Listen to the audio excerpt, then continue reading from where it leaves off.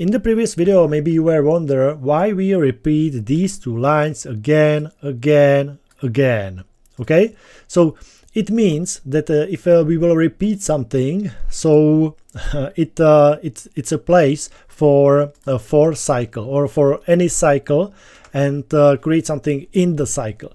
So we have these 4 lines. If you want, you can put Harry right here again, so it doesn't change anything, only the turtle goes right about 90 degrees, so the head is pointing like this. Without this line, the head was pointing in this direction. Okay, but it's absolutely okay. So now you can see that these 2 lines we have 4 times here.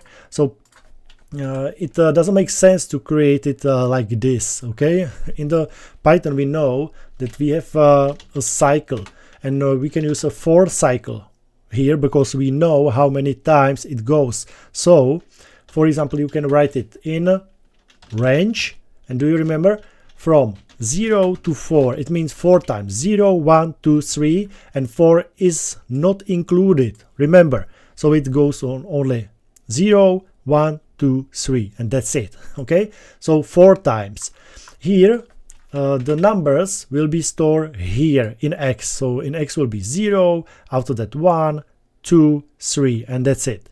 But here we don't need the numbers, correct? We don't need them. So it's typical, it's convention that if you don't need these numbers, so you can write here how do you call it, underscore, I guess, this mark.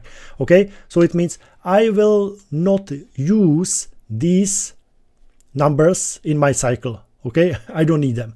And maybe you remember that if you start from 0, you don't have to write 0 here, so it will be absolutely the same if you write it like this. Okay, so perfect, I like it.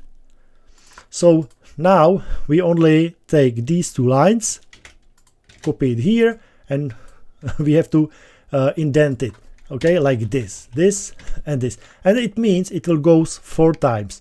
0, 1, 2, 3, that's it. Okay, so I can comment it out, run it, and you can see it's absolutely the same. So perfect. And now you can see that this is a 4 cycle, so it means we wrote less code, correct? If you would like to create 2 squares, so it just go here, write it 8. Okay, so it goes 0, 1, 2, 3, 4, 5, 6, 7. 8 is not included. Okay, so it means 8 times. 1, 2. Perfect, I like it.